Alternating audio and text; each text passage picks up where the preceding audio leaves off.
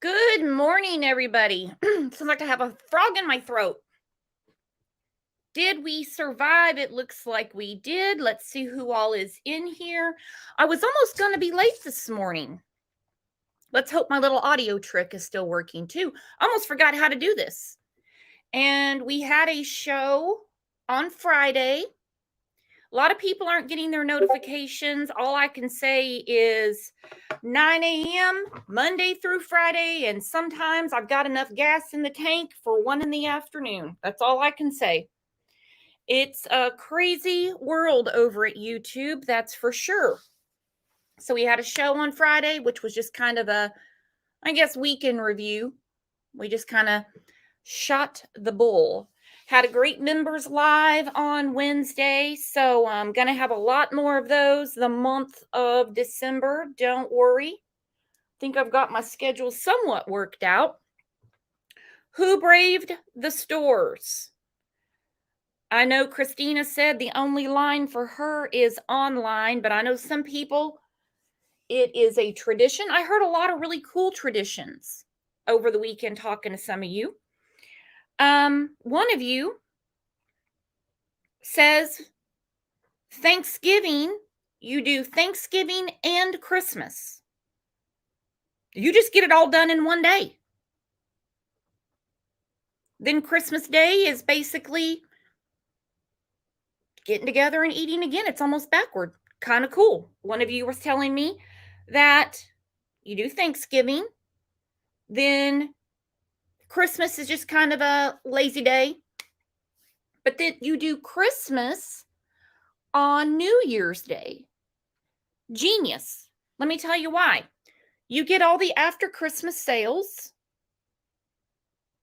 Everybody is, well, they're not busy because they got their Christmas out of the way. While you're hitting the after Christmas sales, you're in the store while everybody else is returning. I kind of like that plan. I do. Hello, Lex Luthor. Hello, Mama Dawn. Hello, Insanely Confused. Katie made it. Hello, Just Me. Hello, True Crime with Shannon. Angel P made it. JTB's in the house. I don't know who I missed this morning. Crime Time said she shopped online Thanksgiving night. Now today's Cyber Monday. I haven't looked to see if there's anything that I can't live without. The ones that I buy for, I don't have their lists yet.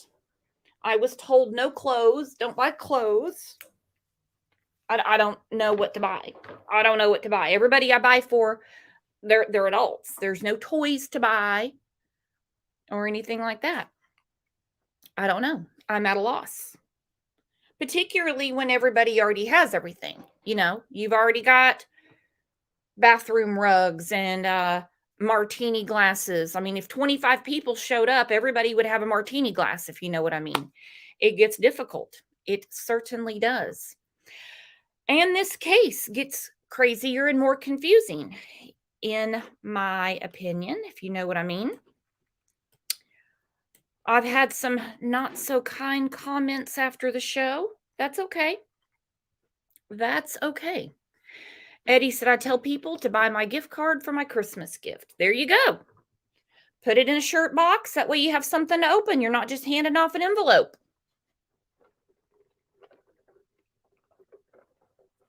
That's the way to do it.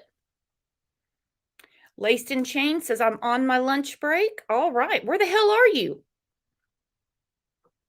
It's 9 o'clock Central Time here. Candles are definitely the gift that keeps on giving. I have about 20 peach candles in my closet right now. You got that right. Liquor fits. Liquor and cash. You can't go wrong. You can't go wrong. I'm telling you. You cannot go wrong.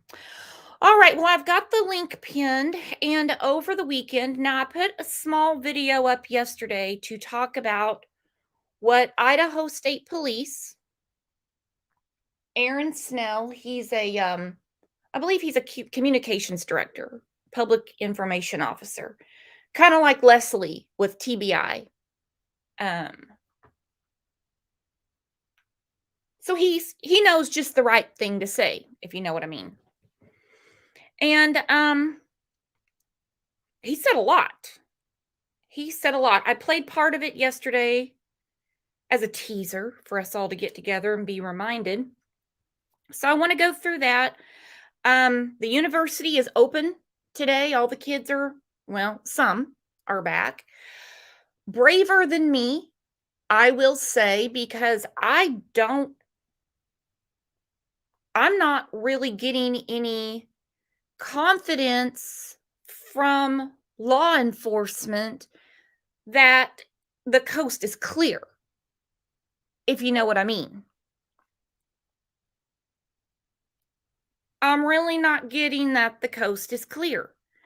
You had a mass murder at this home to the point where blood is leaking out of the house, spilling out of the house.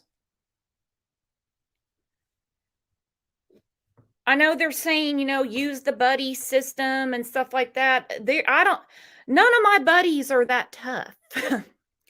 None of my buddies are that aware of their surroundings.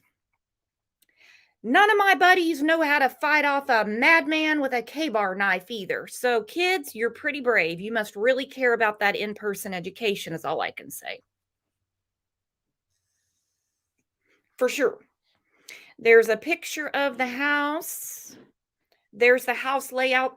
There is a channel. His name is Johnny Law, I believe. And he perfectly laid out the house. I've only gotten through part of it. But if you guys get a chance, go check that out. I'll put it in the Crime Lines and Lies Facebook group. I'm to the point that when I just see a picture of the house, I get the heebie-jeebies. I get chills. I do. Hang on one second. Brooks, did you see Chris McDonough's foundation glove? Yeah, what the hell is going on with that? He found a glove. Chris McDonough came across the glove. He's been in Idaho helping Cold Case Foundation for little Michael Vaughn, little monkey. And then I hear, is this true? That he came across, what is he, the Mark Furman of this case? He came across a leather glove. Well, you better hand that over. I don't want one of those. If the glove don't fit, you must acquit situation.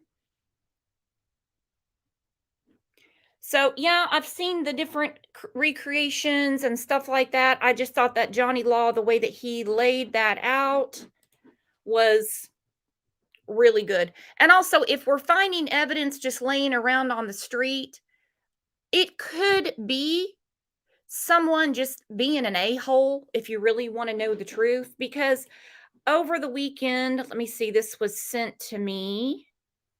Where did it go? I thought I had it loaded in here. I put it on the community tab. Somebody going around, here it is. Somebody going around taking down the posters that have the tip line on it.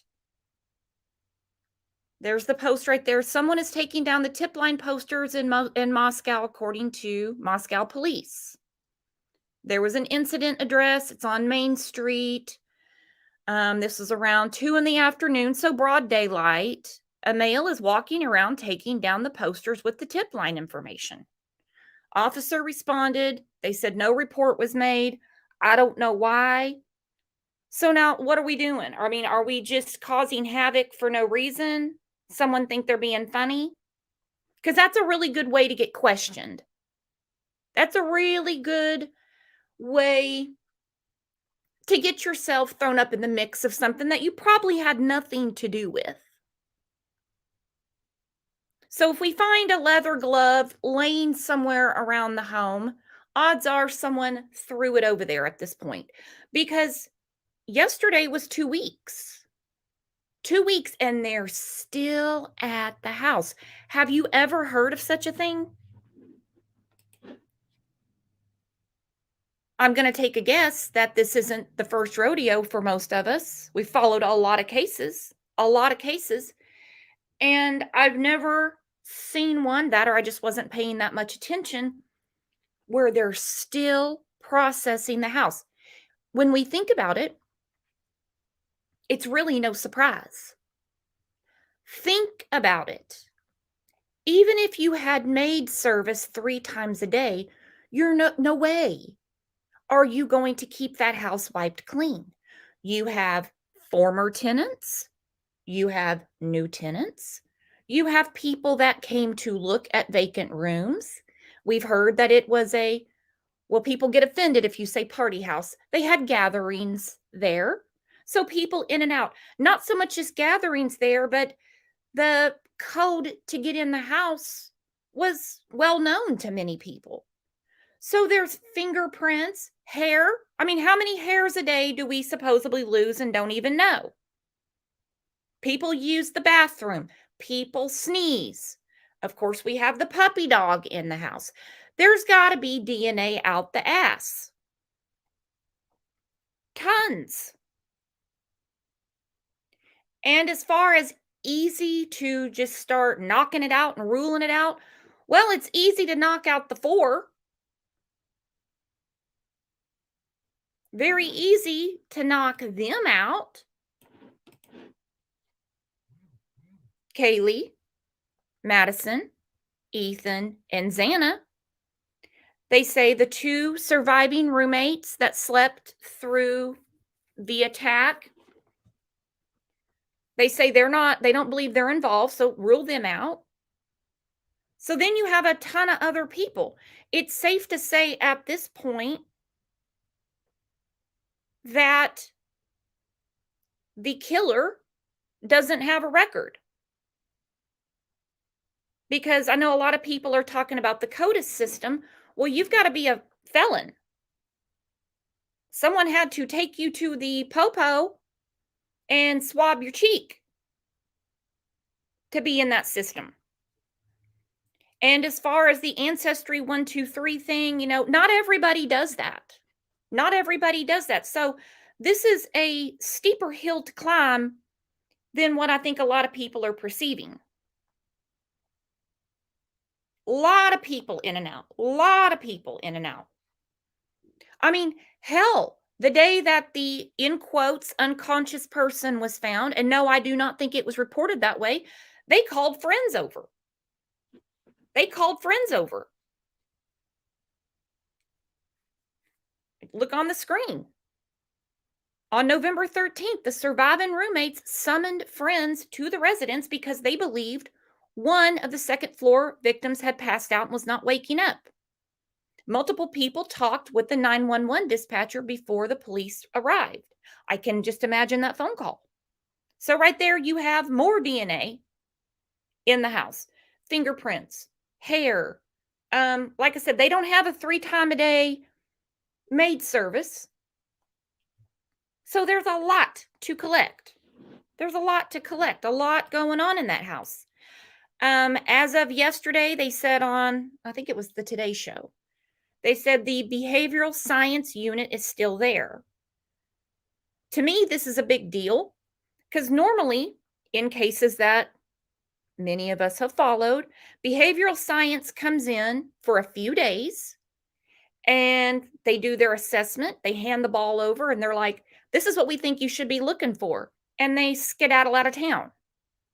FBI behavioral science unit, though, is still there. They were out and about on Thanksgiving Day. This was a very active, there was activity going on Thanksgiving Day. Also odd in this case, I've never seen this before unless I just wasn't paying attention.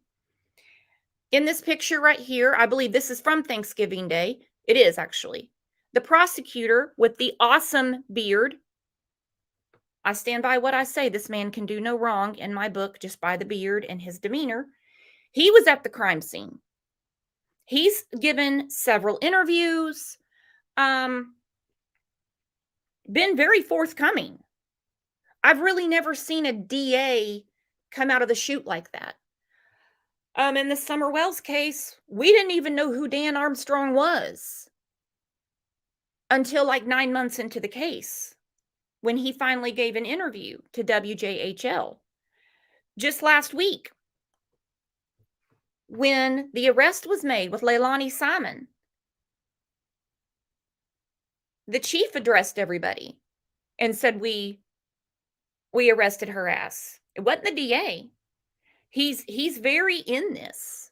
Very, very, very much involved in this.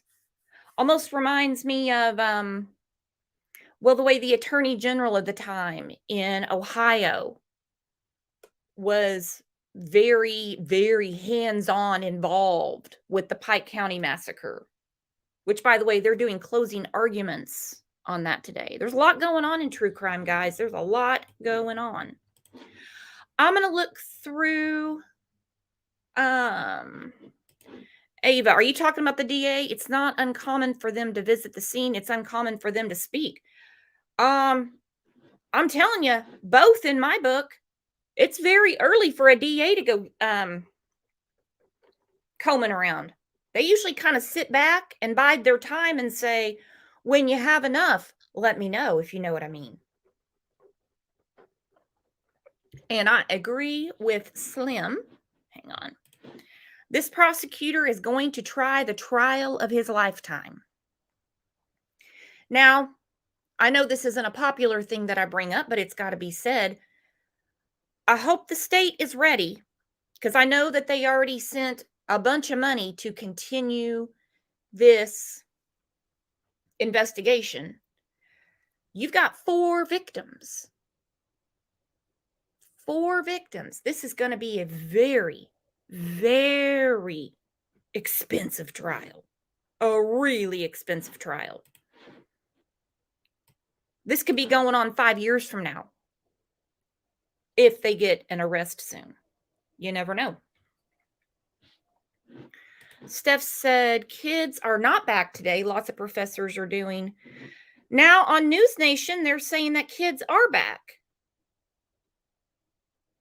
I'll have to look at it. We'll look at it together.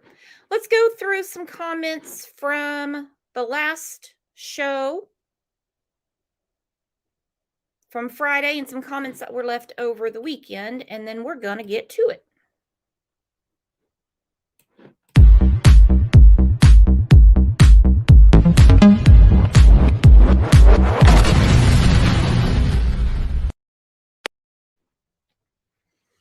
Okay, this is the first time that I have ever showcased a comment twice. For one, because the comment makes me laugh. And 2, because of what was discussed over the weekend about the puppy dog. MJ's mom, I brought this up on Friday, and I have to bring it up again because some people get very upset if you mention that the 2 surviving roommates slept through the attack. I don't know if they think people are saying they think they're involved. I don't know if they think they're throwing some kind of shade or what. It's not going to go away. A lot of people think it's odd that not just one, but that both of them slept through it. They really do. Some people say, well, it's because, their throats were immediately slit. We don't know that. We don't know that. But anyway, I just think this comment is funny. MJ's mom said, here's my sarcastic comment. If they supposedly couldn't hear multiple murders taking place, why would anyone expect them to hear a puppy barking? I don't buy any of this. They had to have heard something. Well, now watch that, MJ's mom, or you're going to have a bunch of people coming at you saying absolutely they can sleep through it. They're even going to tell you all the things they can sleep through. It's all good. We're all friends here. So I just think that is hilarious because on one hand, we're like, well, how could they sleep through the murders? And people say, of course they can. Of course they can sleep through them. And then in the same breath, you hear some people going, but I wonder if the dog barked and how they slept through the dog barking. I don't know. I don't know that the dog even barked. There's a lot of confusion going on right now as to where the puppy even was. Was the puppy crated upstairs? Was the puppy just running around the house? I don't know. I don't know. Kelly has a really good point, too. This is not brought up a lot. It gets people upset. Dylan, and I've been very protective of their names, but now that, the names are out, Daily Mail, Fox, CNN, Today, people are using their names. Dylan and Bethany are their names. Dylan at 3:30 that morning, the app is called VCSO. She posted a selfie of her and Kaylee. So we know she was awake at 3:30 in the morning.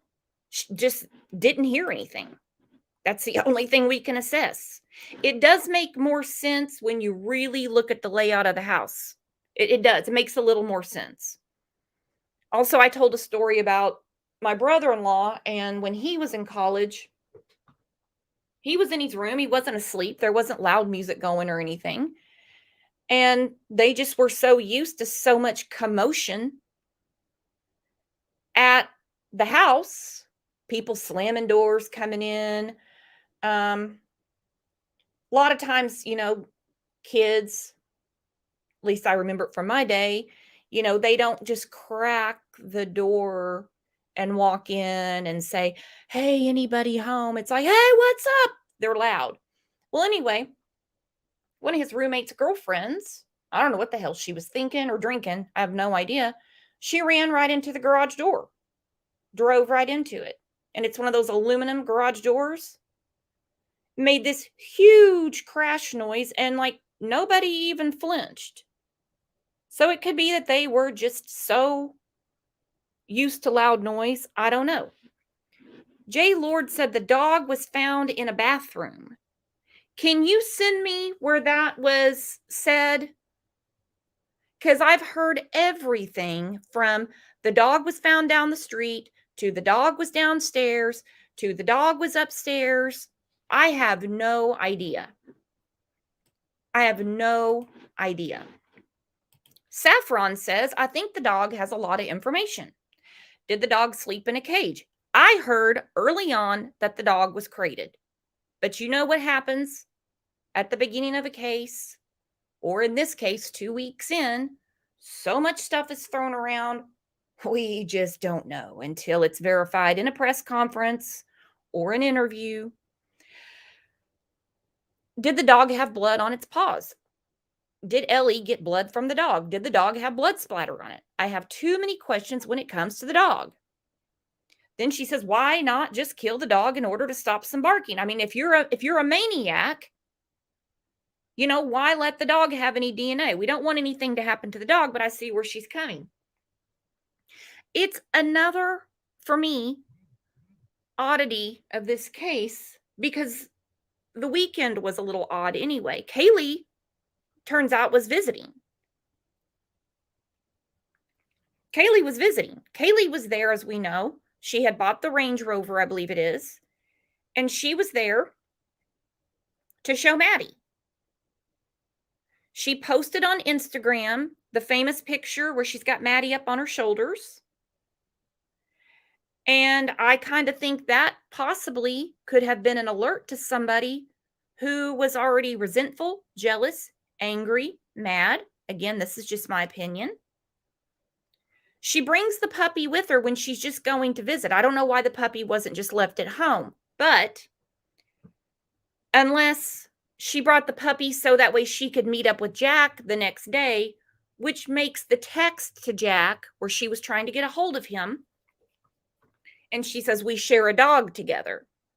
If she brought the puppy with her in order for him to see his dog, I don't know. I don't know. I don't know. But if you're just going down there to show Maddie your new car, it just kind of seems like extra hassle, inconvenience to bring your puppy dog with you when the puppy can just stay at home. There's a lot of unknown things. Particularly since everybody supposedly went out. Dylan went one way. Bethany went another way, from what we're being told. Not suspects. They don't believe him to be involved as of now. Ethan and Xana went to a party, and it turns out they were only at this party for roughly an hour. Now we're hearing. This is very confusing to me. This is really confusing to me about this missing timeline of Xana and Ethan's. The way the media is portraying it, it's like they were missing or something. I mean, I don't believe they had their phones in airplane mode for 5 hours. Xana's father was under the impression that she was hanging out at the house. He never mentioned a party. He communicated with her around midnight. I'll play his clip, and then I'm going to go to another clip, and then we're going to get to what the public information officer said. So this is Xana's dad. Could have happened. Why Xana? They were just hanging out at home. Yeah. Xana was hanging out at home with her boyfriend. 2 other female roommates, Madison Mogan. Could have happened. Why Xana? They were just hanging out at home. Yeah. Xana was hanging out at home with her boyfriend. 2 Okay, so if what her father believes to be is what's going on, and she, we're just having a Netflix night or whatever, I don't get what's going on there. Somebody would have to fill me in. So if there's missing time from leaving this party at 9 o'clock and 1:45, her dad says they were just hanging out at home. Like I said, were the phones in airplane mode? There's more to this. We're not talking 5 minutes, we're talking 5 hours. Here's the updated timeline as per KTVB, I think it is. 1 a.m., surviving roommates arrive. This is the local station, by the way. 1:45 a.m., Ethan and Xana arrive. All right, so obviously her dad was under the wrong impression. They weren't just hanging out at home.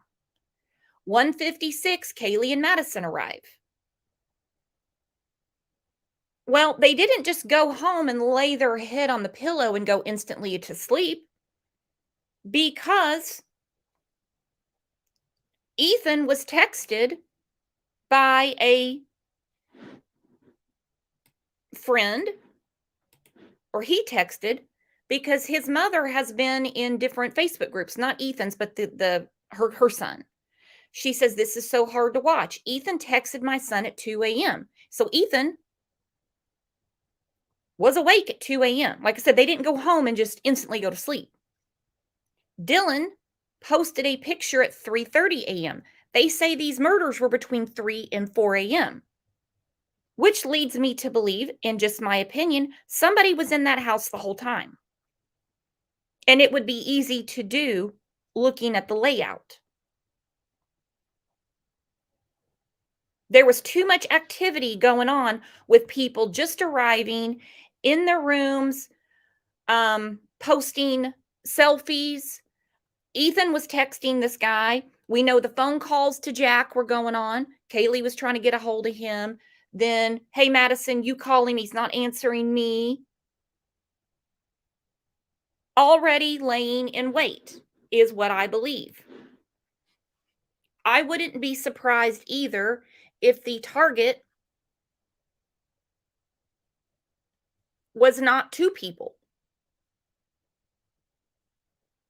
If the person laying in wait skipped floor 1, skipped floor 2, and let's say went after Kaylee and Madison, and then they were confronted on floor 2, just throwing it out there. I don't know. Let's look at this clip, and then I want to go over something that Kaylee's sister said, and then to Mr. Snell. I believe Sarah said 2 targets. Yep. I believe somebody was laying there in wait in the house, not outside in the 25-degree weather. No, I don't believe that. But I've been wrong before.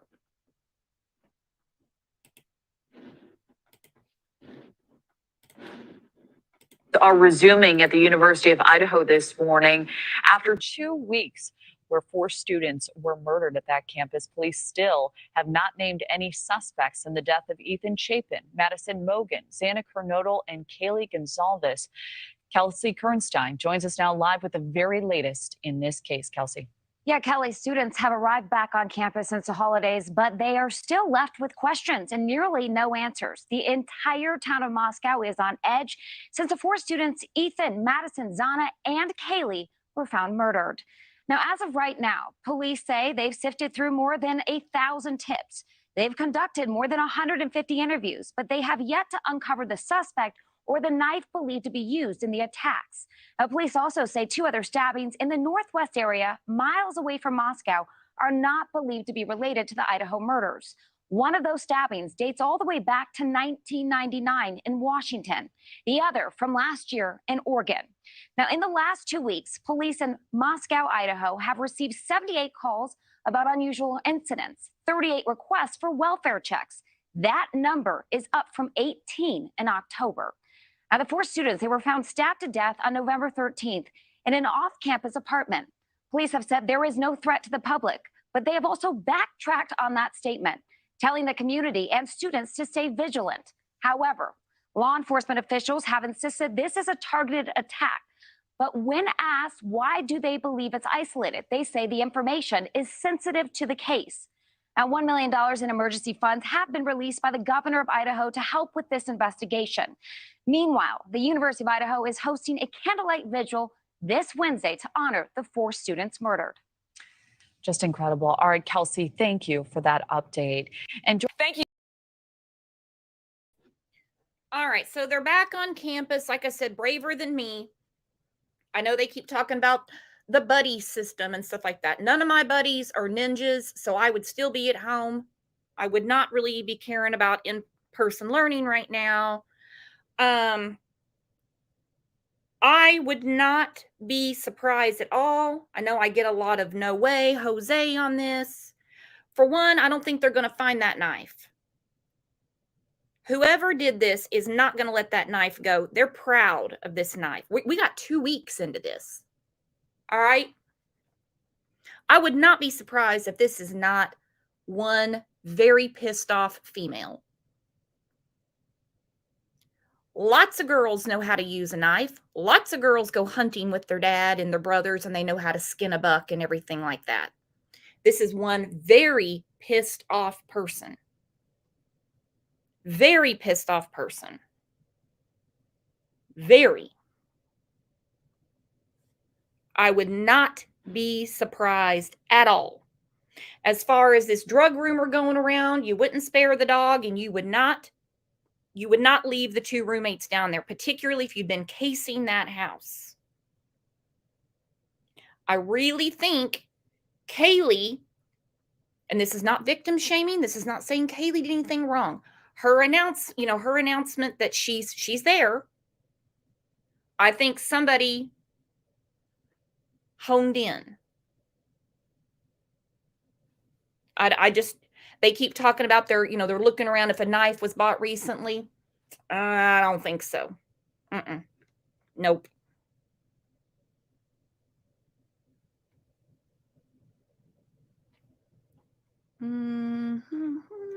Jupiter said it's premeditated and the killer is in the friends zone. Yeah, I think so too. I think this is somebody that could have just walked in the house and nobody would have thought anything of it. But there wouldn't be two people still left. I really do think that the target was two people. I really do.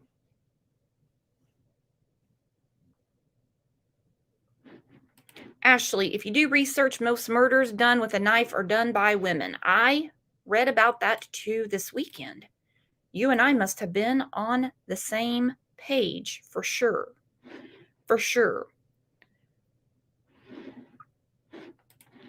911 call, basement gal saw second floor, passed out. Yep. And there is more to that 911 call. I don't believe for a second it was any, I think someone's passed out.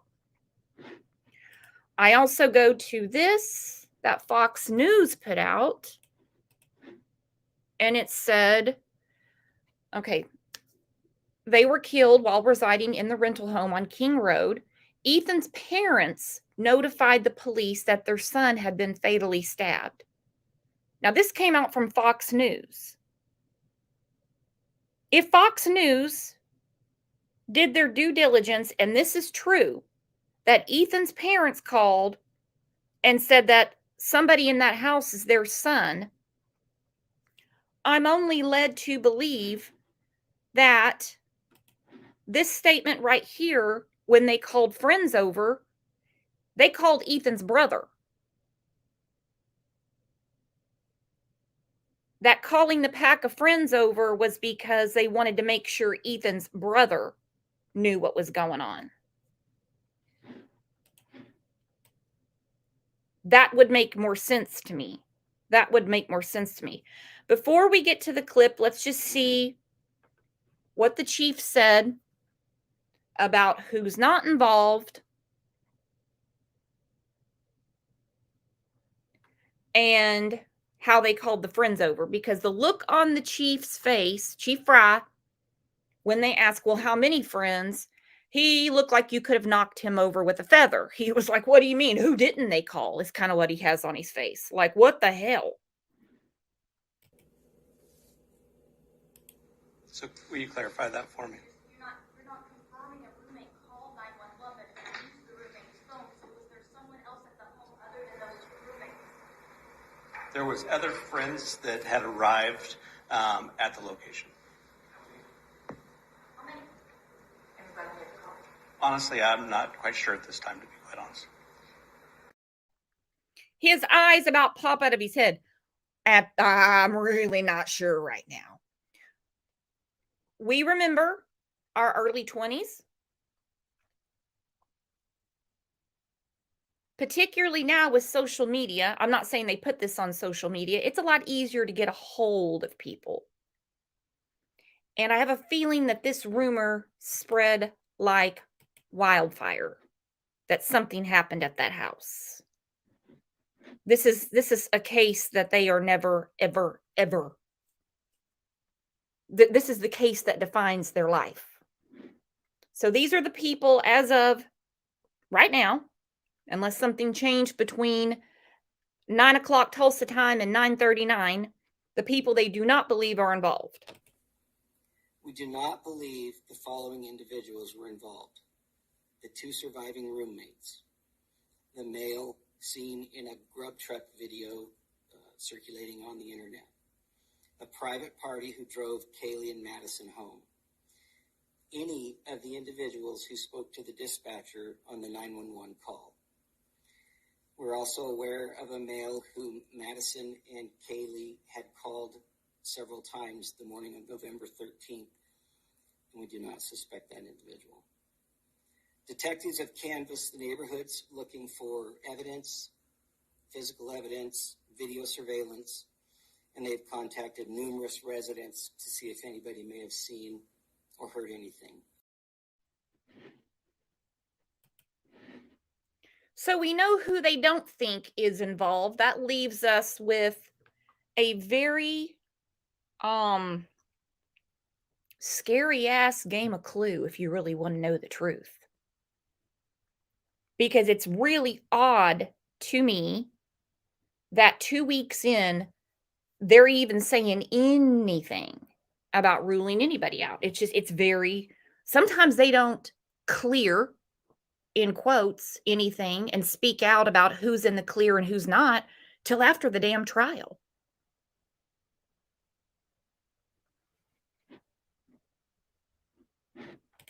Quinny, no one has mentioned Jake here. Was he cleared or was he? What I just played is what they're saying, and Peas in a Pod is right. We do not suspect isn't the same as cleared.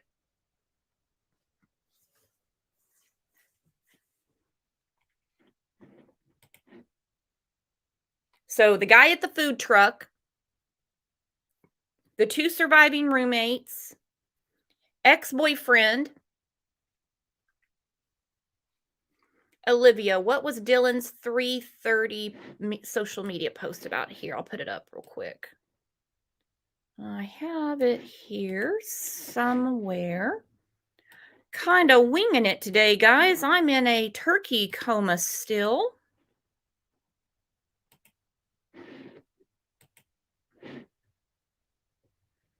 tryptophan is real. So this is what she posted.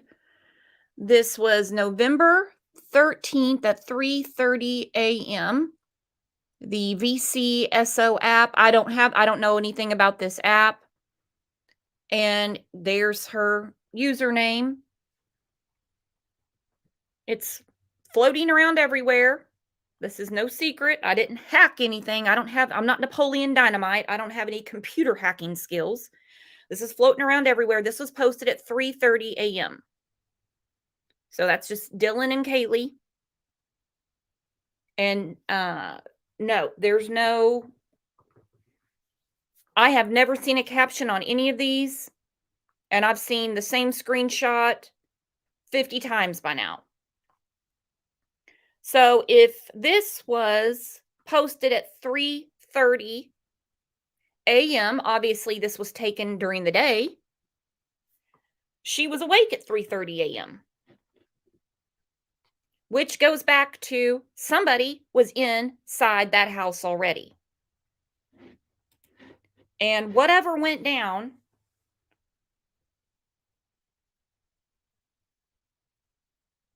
didn't cause any concern, or they didn't hear it at all. Celine says it was 1:30 Idaho time. Now, I have heard yes and no on this, Celine. And a lot of people are getting this app right now. And when they use it, just to test it, it posts in real time.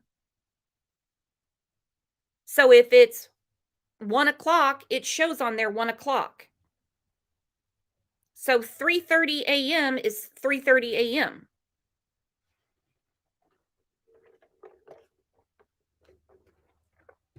So you can play with it yourself and let me know what you see on your end. The picture I put up says 3:30 a.m. Let me look at it again. Let me blow it up on my end.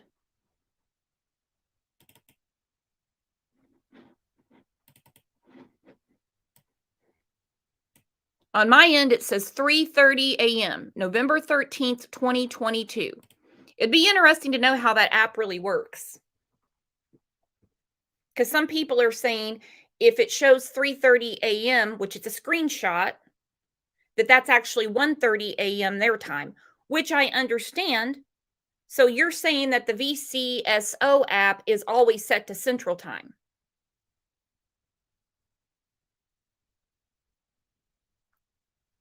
So even though it's captured at 3:30 a.m., it's going to show Central Time, even though she did it at 1:30. I don't know. But that was what was posted. We do need to find out more about that. Because lots of people are getting that app now, and they're not saying that the time adjusts. If they make a post at 11:30 a.m., it shows 11:30 a.m. So I don't know. Terry said it will automatically timestamp to the time zone you're in. So it's going to show the time, the actual time where you're at.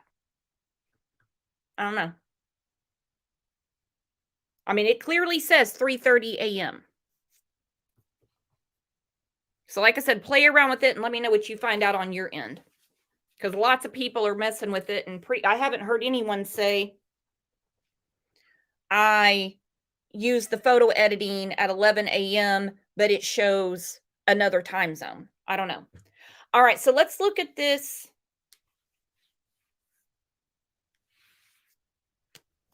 With the public information officer. Also, the link is pinned. Don't be shy. I want to know what you guys are thinking. Do you think somebody was already in the home? Do you think the new theory about somebody out in the woods watching the home? Or do you think somebody just let themselves in? And then you have the local police. Who is running this investigation? Yeah, so the Moscow Police Department is running this investigation when these homicides happened. Pretty much it was all hands on deck. As a team, we're all working together for the same goal. Good copy. Let's talk about some of the investigation. I don't want to compromise the investigation, but some of the critique or stuff circulating is the crime scene. Are you confident, and you have law enforcement experience as well, that the integrity of the crime scene was not compromised in this investigation? I am confident that there wasn't a compromise in the integrity of the investigation. We know that the Moscow Police Department arrived on scene. They essentially saw what had occurred. They locked it down, and then additional resources came in. Now, we have a lot of the best, the best technology, the latest and greatest as far as training goes. So indeed, I believe in the integrity of this investigation. You believe, just to follow up quickly on that normal protocols were followed, witnesses separated, crime scene locked down, that you start off large? All right, I think it's really important that he answered this, and I'm really glad that the newscaster asked him point blank. Not so much about the integrity of the investigation, but compromising the crime scene. Because it was said right off the bat, well, mainly about the puppy dog, that's going to mess up all the DNA because the dog is running around the house. Then we hear later about all the friends coming over. Well, I mean, unless everybody came over with a bucket of bleach and a fire hose, they still have plenty of evidence there. It's already a house full of different people's specimens. Like I said, hair, fingerprints. You know, they didn't have maid service 3 times a day, and even if they did, you're not going to wipe a house down clean. Past tenants, new tenants, people that looked around. So I'm glad that he put that to rest. To then work in smaller. When you guys decided to extend the tape a little bit, was that because there was more information brought to the table? What was your reasoning for doing that? Yeah, so the other day, we extended the crime scene. Really what we did is we just enlarged the working area for the detectives and the investigators that are actually on scene. As we have more and more information, we're able to try and piece together what occurred. When we do that, we want to go out to the scene and see how that fits in. And so it wasn't really an evidence collection situation. It was purely a workspace situation. We wanted to make sure that we held the integrity of the investigation, which is important. And so we're not enlarging and, retracting the crime scene per se. I want to follow up on that crime scene. What type of information, because the public, when you request information from you're squaring that with some of the information that you guys have been able to collect from the scene. So you got DNA, has all that DNA been processed through the FBI lab? Have y'all been able to grab all the technology and all that information from the servers, the Wi-Fi, all that stuff? Has that already been processed? We are continuing to ask for the public's help, especially for video surveillance. We believe that in many cases, what's not on a video is actually just as important as what is on a video. As far as all the evidence that's been collected, most of that actually went to the Idaho State Police Crime Lab. And our scientists are working. It's a high priority for this case, and they've been working 24/7 to really turn around the evidence and provide that analytics basically back to us. So we're still going to be getting... Okay, I had to pause it right there. You guys know what I do. If you know, you know. So what he's saying is, slow your roll. We haven't gone through everything. Let's think about their social media. I just put up the VCSO screenshot that shows it was taken at 3:30 a.m. Some people said, no, that's actually 1:30. They got to figure that out, not me. Other people that use the app say, no, it captures in the time zone you're in. So if it says 3:30 a.m., that is 3:30 where they're at in Idaho. Again, all the fingerprints, everything they've collected from the house. He's like, no, they're still going through all of that. They're still going through all of that. He said it's still being going through by their scientists in Idaho. And it could take a long time. I think it was the Lori Vallow case where they had all the different damn burner phones. And I'm not trying to start that rumor at all. I'm just talking about it. And I want to say they started working on this it was in the arrest affidavit. Like December, January. They didn't start getting stuff back and piecing it together till like May. Because when these forensics come back, if that's the word we want to use, it's not like a bunch of screenshots and everything. They have to it looks a little different. Some more information from that information that they've collected that hasn't already all been, I mean, it's a big crime scene in there. They haven't processed all that information just yet. That's correct. All the subjects that were there, that means the people that came from the fraternity house, the witnesses there on the scene that were asleep during this allegedly, have they all been cleared from this investigation? What I can tell you is that the roommates that were there and the people that called 911, so that would be all the people that were in the house, detectives at this point in time do not believe that any of them were involved. All of them have been cooperative and all of them helped with the investigation. So there's been a lot of talk about a dog being at the scene that may have been one of the victim's dog. My question is, was the dog present in one of the rooms, or was the dog just roaming somewhere in the house? Do we know that just yet? Yeah, so to the best of my knowledge, we do not know that. What we do know is indeed there was a dog at the residence. Once the officers came, the dog was taken to animal services, where then a responsible person came and picked up the dog. Was the dog present for the crime? So I don't have the information and we're not sure. And where's the dog now? Is the dog with the victim's ex-boyfriend? Can you release that information? So that's really not our information to release. We do know that the dog was taken to animal services and then a responsible person came and took the dog. Is the dog any part of the investigation at this point right now? I mean, I don't have the answer for you. I'm not sure. We learned. All right, he doesn't even know how to respond to that question when he says, is the dog any part of the investigation? It's safe to say right now, where I sit, we're probably not ever going to hear where the dog was in the house. Unless they call Caesar Milan and go through everything with Murphy about what happened that night, it doesn't seem like the dog is going to be much help. I wish dogs could talk. I do. Not cats, though, because my cat can be a real asshole. I don't want to hear what my cat has to say. But I don't think we're going to get much out of the dog. Let's see what Jay Woody has to say. Hello, Jay Woody. Good morning, Mrs. Brooks. How are you today? I'm doing good, Mr. Newlywed. How's it going? Oh, it's going good. Just recovering from the Thanksgiving holiday myself. Aren't we all? Indeed. All. So do you think that they're going to get any information out of the puppy dog? I know I'm going to hear from people saying, oh, dogs solve crimes all the time. I don't know. We keep bringing up the puppy dog. This poor guy is sitting here going, look, we don't know. The dog could be in a crate. The dog could be in the bathroom. The dog could be downstairs. The dog could be outside taking a pee. We don't know. They're not saying that the dog had blood on it, that the dog got blood prints anywhere. He's just like, I don't know. What do you think? Well, my question would be, why amongst the true crime community is the dog that important? I mean, I understand that it could play a viable role, but what is the ongoing consensus on why the dog is important? Just to catch myself up here. I don't know. I mean, at first I thought the dog is important because if the dog doesn't raise all kinds of hell, then the dog obviously knows the killer, right?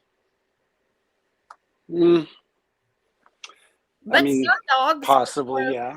Some dogs don't know a stranger. I don't know that much about this breed. Right. Is it a Labradoodle? Yeah, I think so. Okay. Yeah, it could go both ways. Well, they're asking the public information officer, and he doesn't really have a lot to say about the dog, and I just don't think we're going to hear anything more about it. Wherever the dog was, with the surviving roommates downstairs, outside, in the kitchen, in the bathroom, in a crate upstairs, I don't know. Out there, they know where the dog was, unless the surviving roommates let the dog out to run around. I hope that wasn't the case. I mean, I understand that the dog could play a key role, but if law enforcement's not going to provide any information on it, then I don't think that there's really much to go on there. Just my opinion. I don't think they would have handed the dog over to the ex-boyfriend Jack if the dog holds the clues. That's just me, though. Right. If the dog has potential DNA on it, covered in blood like some people think that he might be, I just don't think that they would have handed the puppy dog over to Jack that easily. Because they said animal services took the puppy dog, then a responsible party came and got the puppy dog, which we've heard is Jack.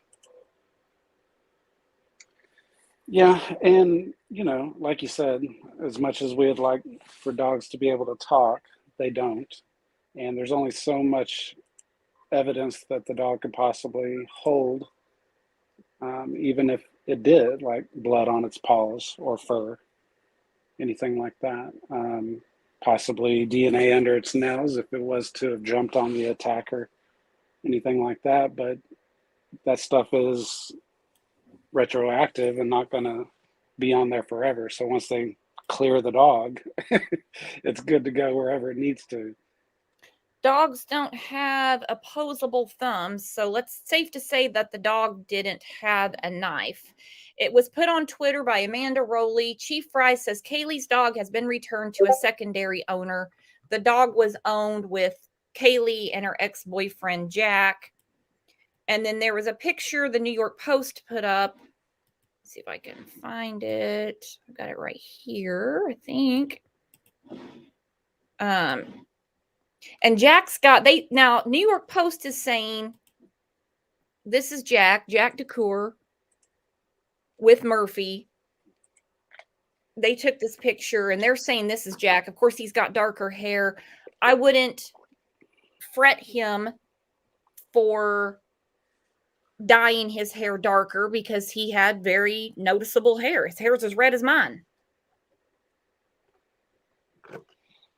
Are you going on the aspect of him trying to conceal his image or identity? I'm just saying like that food for a lot thought? of people are saying that this isn't Jack. The New York Post says it's Jack. I don't know. If they talked to him, they got this picture and they posted it, and people are like, but his hair isn't red. Well, he could have dyed his hair. Right. That's all I know. Right. And you do know that it is a common theme for people to do something along the lines of changing their appearance, dyeing their hair, shaving a beard, growing a beard, things like that when a life-changing event has taken place. Good point. Very common. Good point.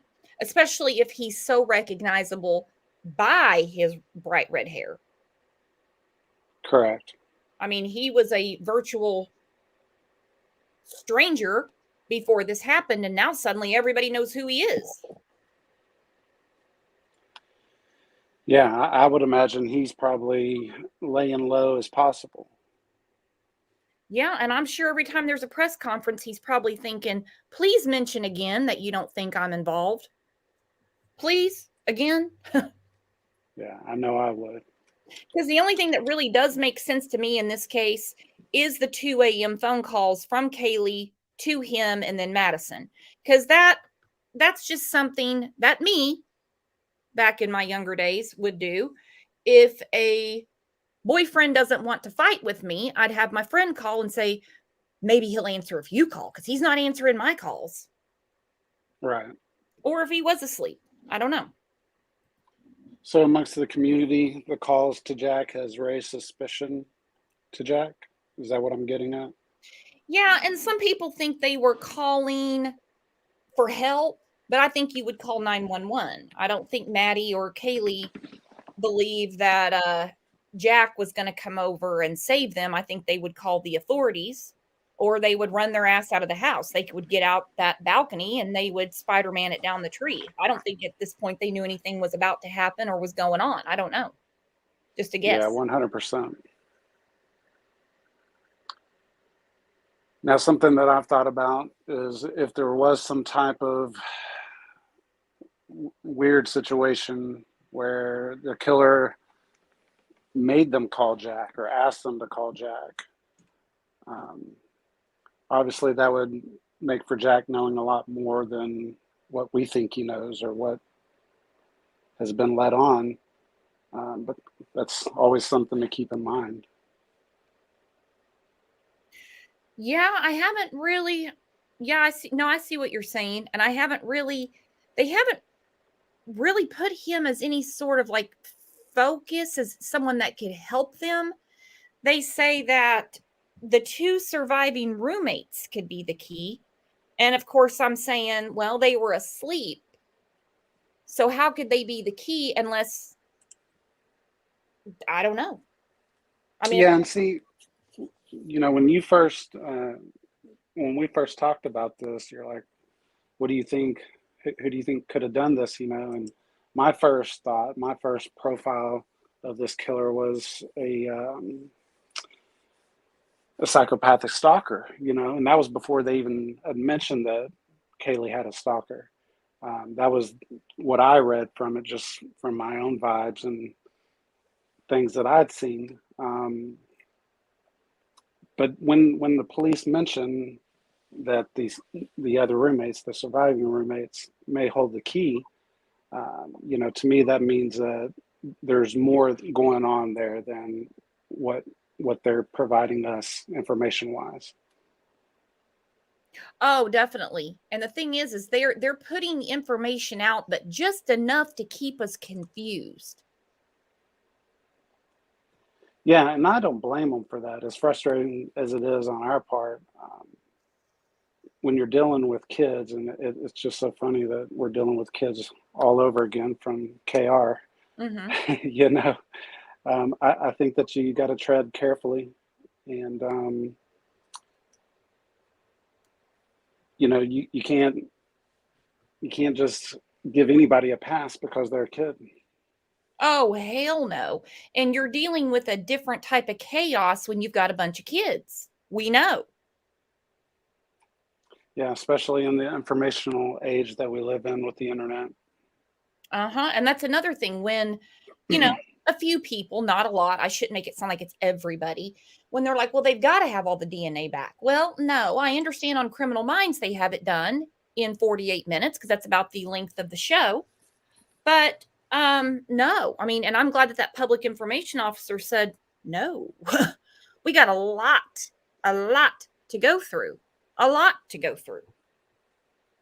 I think, you would hope that they wouldn't set themselves up for any incompetency as well. So just saying no is a very safe bet. and I think it's safe to say that every time that they do get a sample, try not to be too gruesome here, they run it through the CODIS system to see if they have a felon on their hands, someone that served time, someone in the system. Right. And I don't think that in any scenario it's going to be someone like that, in my opinion. Nope. Today I'm leaning toward it's a very pissed off female. It could be different tomorrow, though. You know how it goes with me, Jay. Yeah.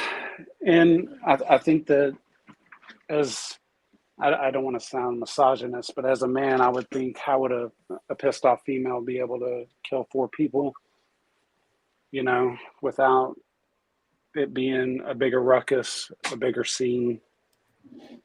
And I guess you have to go on the aspect of, if these poor victims were asleep in their bed, it wouldn't be that hard. Yeah, if they were truly all in their bed, the coroner confuses me. I'm really anxious for the medical examiner to speak out, and there being zero sexual element to this crime leads me to believe that it could very well possibly be a female. Right. I mean, that's logical. And I know that was something else you and I touched on in the very beginning. I don't think it's completely out of the realms of impossibility of it being a male psychopathic stalker that was not in it for sexual pleasure or sexual nature. I think it still could have completely been like 100% infatuation. And just wanted to hurt this person. And then other people got in the way, is what you're thinking? Yeah, knowing damn well there was no way for him to ever be with her the way he envisioned it in his head, and realized that the only way he was ever going to be able to move past it was to kill her. And in my opinion as well, a possibility would be to kill the others to take the focus off of the one person who was the target. And you would think, well, why didn't he kill the other two as well? There could be many reasons for that. He didn't know exactly where the rooms was. He didn't know exactly, lost my train of thought there, where they would be. He didn't know the house as well as we think he may know it. Or, he could have completely, he, she, let's use the proper pronouns here, could have, possibly just after killing the first four, started freaking out a little bit and felt the need to get out of Dodge.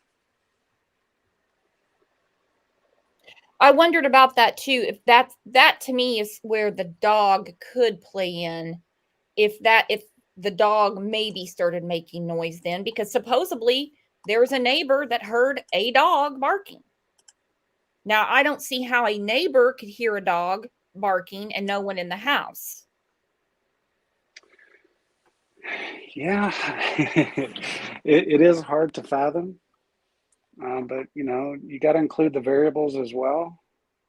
We don't know where the dog was in the house. If it was on the third floor and these two surviving roommates were on the very bottom, there being two floors there could have been hard to hear. Couple in with they probably were drinking drunk that night. They're going to sleep heavier. So many factors. Alcohol is definitely going to make you sleep harder. So if everybody was out drinking, you're going to have a totally different sleep than someone who's, wrestling with going to sleep. And say even if they did hear the dog barking, it's a dog, dogs bark. That may not be, that weird to them. That's the only thing I can make out with it. When people talk about the typical college house, and they're just used to noise. It's not a big deal for someone to show up unannounced, slamming doors, anything like that. Yeah, I agree 100%. And I've been in houses that are party houses, very similar to what this kind of house appears to be, and in and out is a constant thing. And unless you're in your room locked or in a bathroom with it locked, you don't really ever have 100% privacy outside of being on a different floor. What I mean? Yeah. Oh, I do. I still think somebody was in that house waiting. I don't know why. So you think they were there before, huh? I do. I don't know why I think that, but I do. Well, how, let me ask you this, Brooks. How would that change the MO if he was there waiting rather than to have broken in afterwards? Well, the end result's still the same, right? Right. I guess just more of a patient, I have a chore to do and I'm going to wait and I'm going to make sure it's done. As opposed to the thrill kill, random, I happen to see lights are being turned off at this particular house and I'm going to make my approach now. So that would put your line of thinking more on the, well, maybe not necessarily the deranged killer psychopath ideology, but someone who definitely had a premeditation. Yes, definitely deranged. Definitely deranged, though. Well, deranged isn't so uncommon these days. It's in the water lately, my friend. I agree 100%. And somebody, before I go back to the clip, had a question about the Range Rover. Kaylee had recently purchased a Range Rover. Her parents have said that she recently got a job.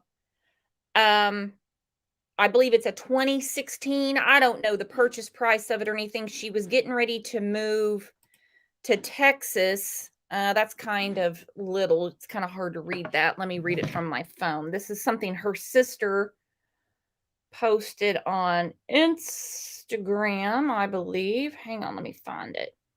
It's easier to read from my phone. Her sister Autumn said, Kaylee, you were always someone I looked up to the point. Now I need glasses. And they're clean. To the point where I would buy your exact makeup and steal your clothes, and it drove you crazy. But you were so beautiful and so full of light, I wanted to be you. You had my back through everything and defended me no matter the circumstances. You were doing so good in life, and I never got the chance to tell you how proud of you I truly was. Kaylee just bought a Range Rover less than a week ago.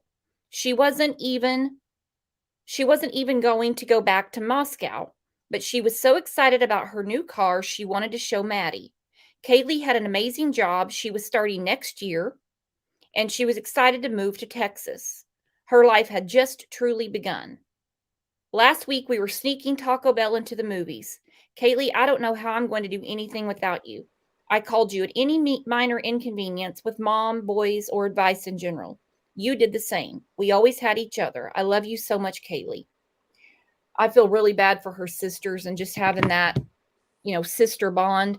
But her sister says she had just bought that Range Rover. She just got a job. She was starting. I read another post where she was going to be starting after the holidays. So next year makes sense. And she was moving to Texas. So I don't know how much a 2016 Range Rover goes for. If she got a sign-on bonus, which seems to be the going deal. I don't know. What was the question from chat initially? Somebody had brought up the Range Rover and how she could get a Range Rover, and how she could afford it. Yeah, but she had just gotten this job. So let's see what Kelly's saying. Hey, Kelly, what's up, my friend? Hey, sweetie. I'm glad you had a safe drive. Oh, good. My opinion, we have Ethan and Xana who has a little over 4.5 hours unaccounted for. What happened in those 4 hours? I want to know too. And I want to know why suddenly, what were they off grid? Someone needs to explain this to me. Between 9 o'clock, let me put the timeline up before I get back to the clip. They arrive at the house at 1:45 a.m., Ethan and Xana. It said now that they left this party, this fraternity party, around 9 o'clock. Now, I don't know their behaviors, and this is his frat house. Why would you just show up for an hour? Because they had plans to go elsewhere. And by the way this happened, it's almost like they didn't know where people were. Mm-hmm. And they started room by room until they found who they were looking for. And why is it so odd?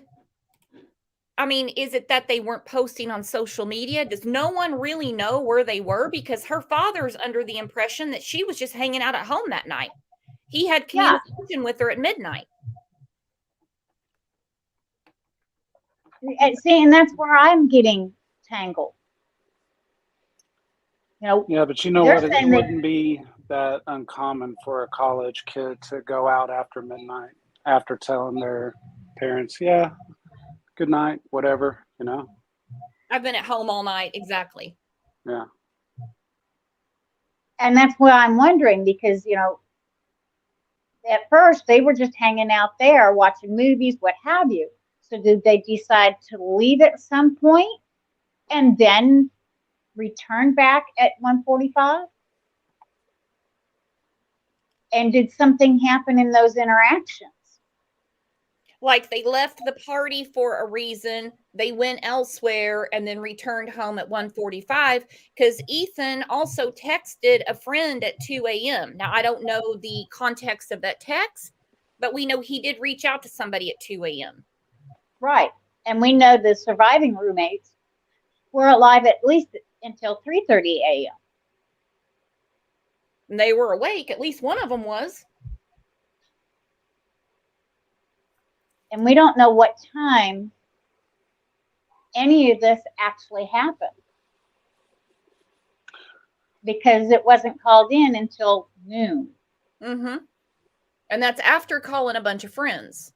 And I think that's because Just my theory, my speculation is because they came across Ethan.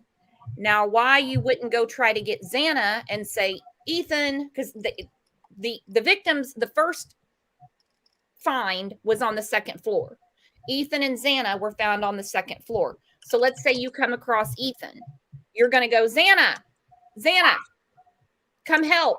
You know, your boyfriend's on the floor. Or if you come across Xana first, you're going to say, Ethan, your girlfriend's on the floor. It wouldn't be out of the realm of possibility for them not to assume that Kaylee and Madison aren't even there unless they saw them come home. Not everybody comes home. Correct. And we know where the two girls were. The surviving roommates. Lupus brain is kicking in, and I can't. No, Dylan and Bethany are the survivors. Right. It's Kaylee and Madison. Their time is accounted for. The only people that are not accounted for are Ethan and Xana. Right. For 5 hours. Correct. Now, they're saying targeted. And like I said, now what the hell? Were their phones in airplane mode? How can they not know where their phones were pinging for those 5 hours? And exactly. And that's my question. But they said everything's still being analyzed. And if they just, and again, this is a theory, this is not fact, but if they cross paths with another student who's a dealer and the dealer thought they saw something and he's going out trying to silence what have you, and then he gets in there and realizes, hey, there are girls here, maybe there's jewelry, and he decides to rob the place. And that's when he comes across Kaylee and Madison. Well, now nothing was taken, and normally drug dealers, their weapon of choice is a gun. Yeah, and see, that's where I have to think differently as well, because it kind of goes along with the reason why they say it's a target attack. A knife is a personal killing. It's something that's premeditated. It's something that you have to be very up close and personal to the victim to commit. And people just don't walk around with big old knives on them either. So like if, is somebody looking to steal something, break in and steal something, I don't think that would be their first line of defense. Personal rage with a knife is how it seems to me. Yeah. And drug dealers, it's not personal. They've got a chore, they do it, they're out, and they don't usually leave people behind. Right. That would be business. Business is usually better to take care of quickly. They're going to open every door. Correct. I just, like I said, that's why I said maybe it was another student, somebody they knew. They thought they saw something that they shouldn't have. And as far as the knife goes, if a lot of places, people carry knives all the damn time, right at their hip. Mm-hmm. I mean, granted, I'm female. I either have my gun with me or I have my knife with me, one or the other. Oh, no, I understand what you're saying. I typically have both on me as well. I'm just going along the lines of more it being a personal attack. Right. And that's why I'm saying it's somebody they knew, and somehow they pissed them off. And I would almost even think as well that the killer chose a knife due to not being able to be tracked by purchasing a firearm. Correct. Much, they could be much like us, and they study true crime and DNA and tracing weapons and all of that. Knife is harder to trace. And it's safe to say that they don't have a record. And when we go to the drug deal, it's kind of hard to find someone that dabbles in the drugs that's never been caught. It's not impossible, but they've had some run-in with the law somewhere. And Right. this is the highest priority in the state right now.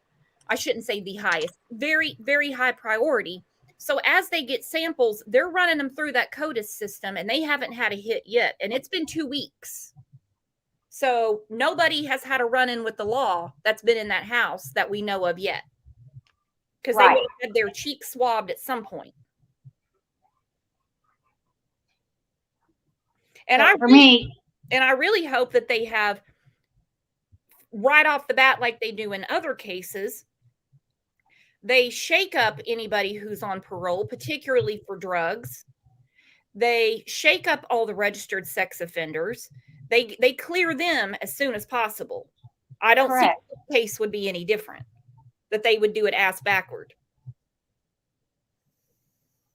and they maybe have that information and have not released it as of yet until they have further confirmation and can put it through to a grand jury.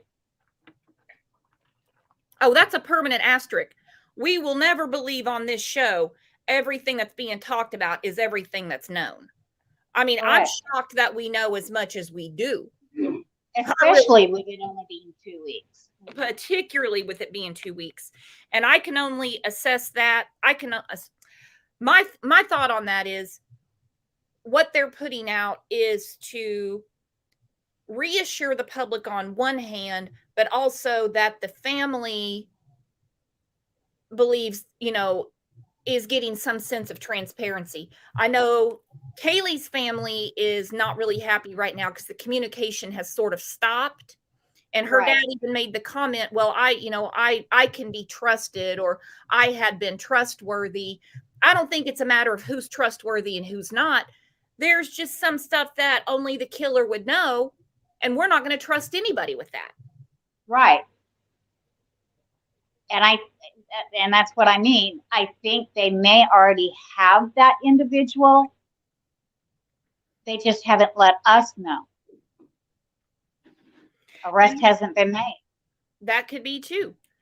Alice, thank you very much. She said maybe boyfriend was called many times with the message, we share the dog, because maybe dog barking a lot and girls worried because the dog was acting unusual and wanted the boyfriend's help.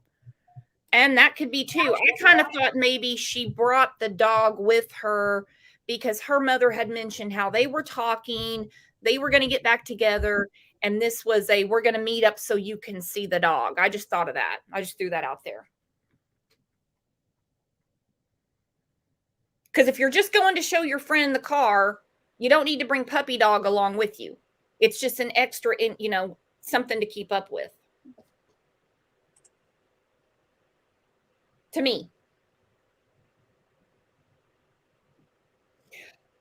I was going to say something, and I just lost my train of thought, and I can't remember what it was. Oh, about the behavioral science unit. I don't know how much you guys know about this, but normally in other cases that we followed on this channel, or whether it be in a Facebook group or whatever, they're kind of in and out.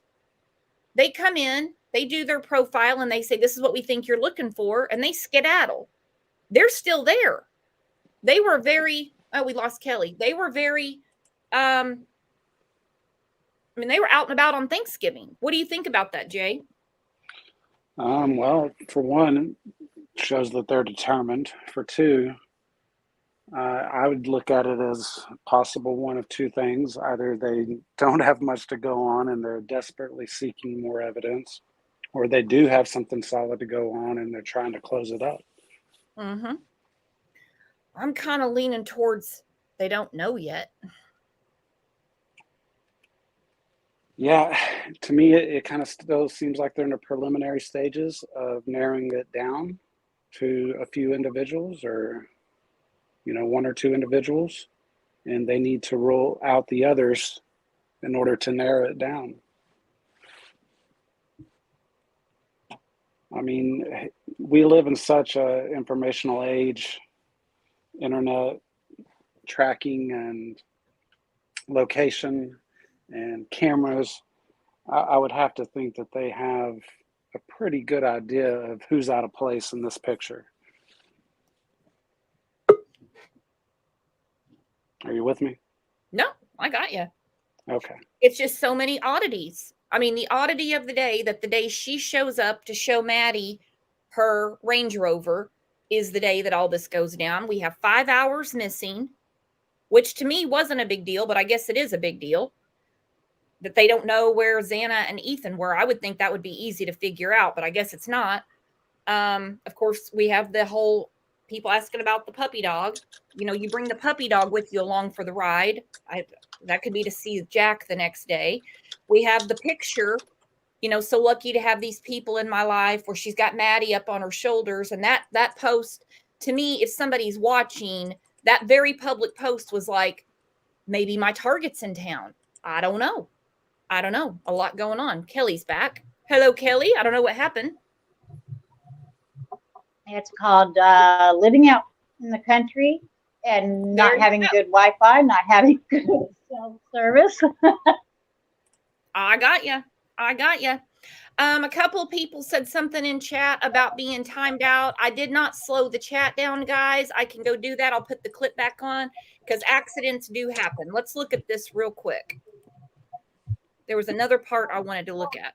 Learned through some of the press conferences as well as directly from some of the victims' parents that there was a targeted subject there. One of the deceased victims was the target. Can you tell me who was targeted, or were there multiple people that were targeted during that incident? So that's actually a real difficult question. And the reason why is because that would be pertinent to the investigation.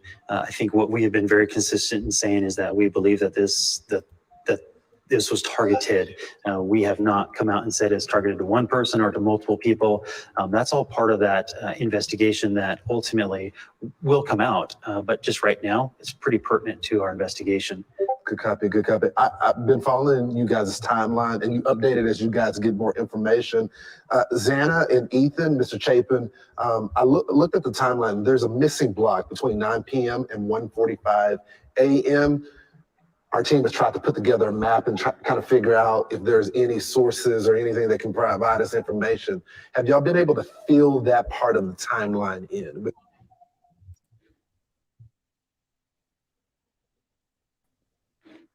Okay, he basically says no, they can't fill it in. It is important, but it's also really important what he says. They are not going to release. Okay, they're not going to release. They can't fill it in, but it's also really important what he says. I have an echo. They're not going to, because I went to slow down the chat. Yeah, I turned it down. They're not going to release who they believe the target is. I don't know if it's because he says it's part of the investigation. Of course, it's part of the investigation. I'm really leaning towards they don't know because, like I said, the behavioral science unit is still there. They are normally quick and dirty. They're in. They say, this is what you got. This is what you're looking for. They pass the ball and they're out. If you need anything, you've got my card. They're still there on the ground. Then we have the 5 hours and he's like, we're trying to piece that together too. So we have yet another theory that they're investigating by saying this something could have gone down in that 5 hours that carried over into the house. What do you guys think? I totally agree.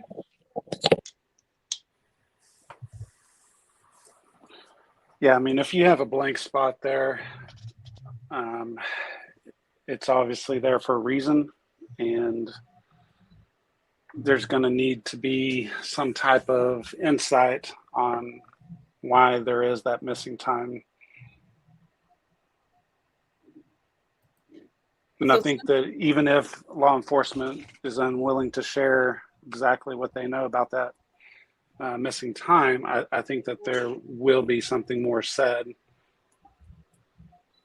That is one thing I can say about this case is that the journalists there in each press conference are asking damn good questions. Oh, and they weren't prepared for that because they don't have the editor of the yearbook there. They've got people that know what to ask, and that threw them for a loop because they were damn sure prepared for the second press conference because they basically just read the article that I had posted in the Crime Lines and Lies Facebook group that morning. Blew my mind, but that's what they did. So now, see what you got. I'm run this by you. If we listen to the clip I played earlier, I can play it again where they say, this is who we believe is not involved at this time, of course. The people that they have ruled out tentatively are really, except for the surviving roommates, the food truck guy and the ex-boyfriend would be related to Kaylee and Madison. Nobody has been ruled out that would be related to Ethan and Xana. See what I'm saying? We have this process of elimination, horrific game of Clue. And that's where I'm coming up with the fact that there's something within that timeline with those two. Something happened because they're the only ones that don't have people that have been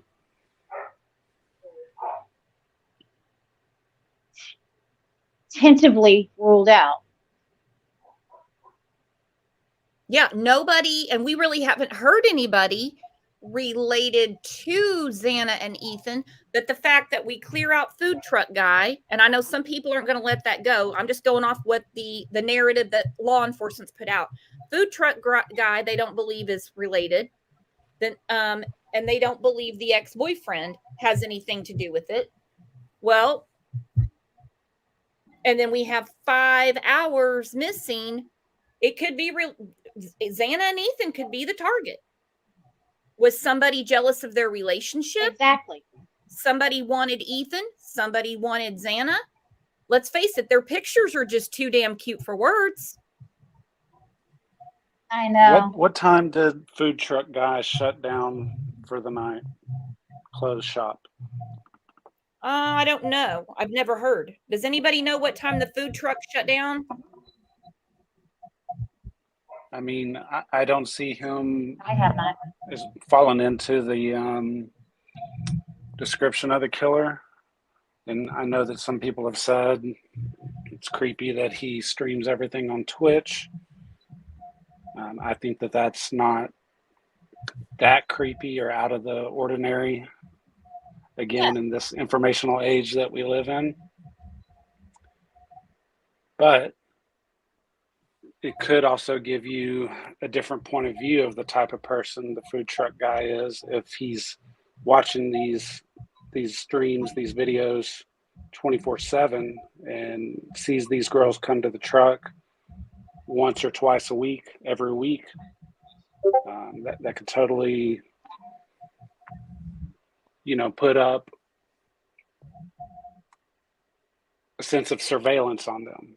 Mm-hmm. So I don't think you could completely rule him out, even though cops may have said that they do. Valerie says 3 a.m. I don't blame him for streaming anything. She says 3 a.m. They're saying that the guy that took their money, sells the food, has nothing to do with it. I wouldn't even know why he would even be brought up. But the guy that was out with Kaylee and Maddie and was basically ditched at the food truck, they're saying he is not. They don't believe he's right. I'm familiar with actually Twitch. Had a really good point. Go ahead. I'm sorry. Just Me had a really, really good point. She says maybe they killed 4 so no one could figure out who the target was. Yeah. Could well, be. yes, and that was my initial thought as well. On Twitch, do you have to be a subscriber like YouTube? I know nothing about it. Does anybody know? Anybody on Twitch? Because I seriously hope that law enforcement is looking at all of the viewers from that stream and previous streams, because that's also like stalker mode there as well,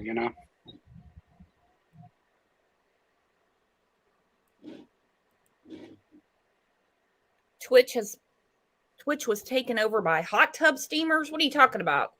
I don't know. There's a new platform every day, every single day, and every case has a new one.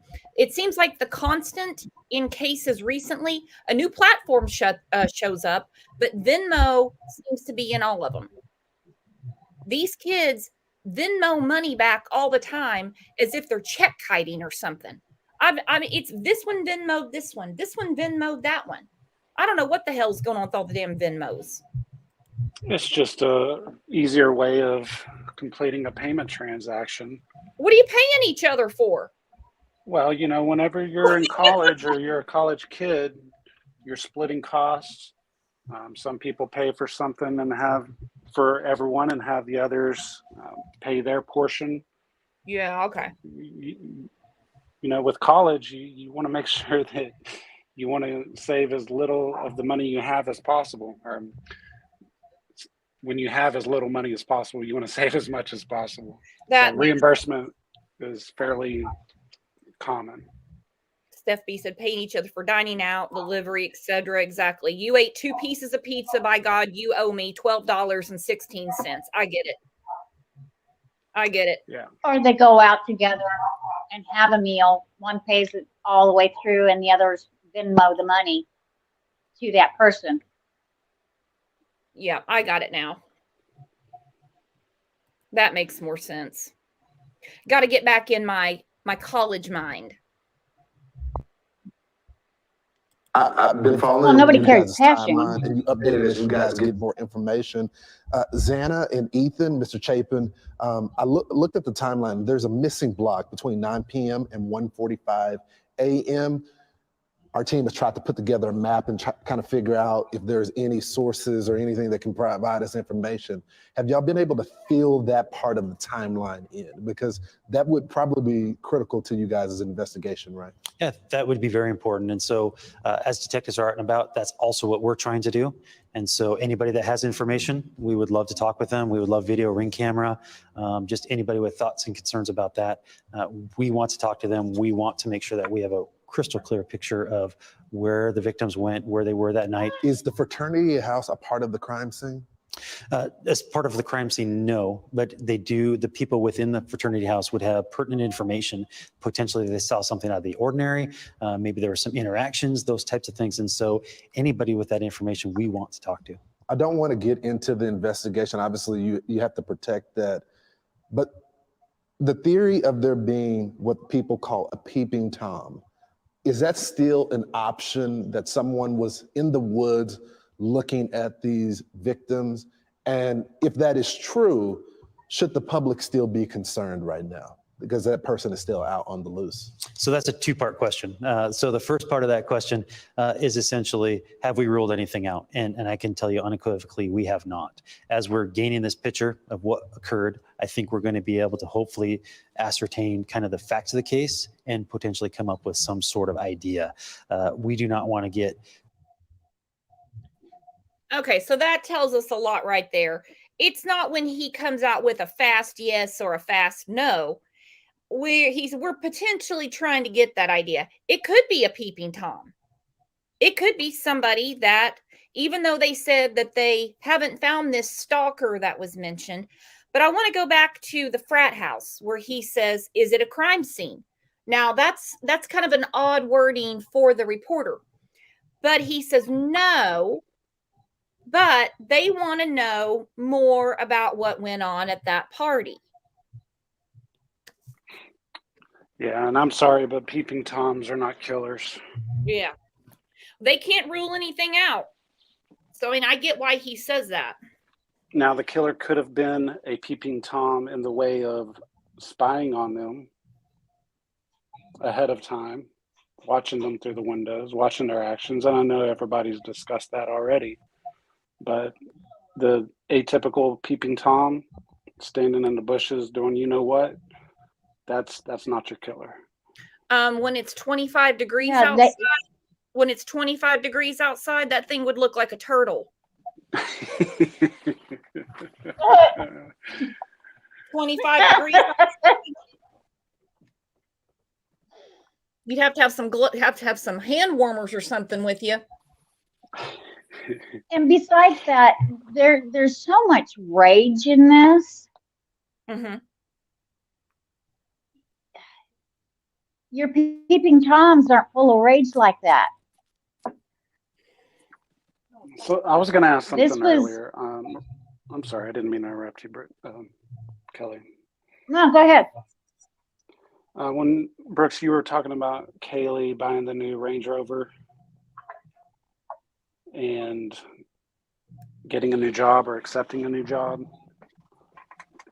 So Yeah. I assume she's fixing to graduate, correct? From what her sister said, I can read it again. She left school. She wasn't planning on going back to school. She was off to this new job in Texas. But we don't know And what she got a type of signing job it bonus. was. We don't know what job it was or where at. I don't know where in Texas. Texas is its own country. It could be anywhere. Hey, I love my country. I know you do. I know. So I'm not Okay. sure what the job was. Do we know what her major was, what she was going to school for? Well, let me look. I have that in my notes. That would be important.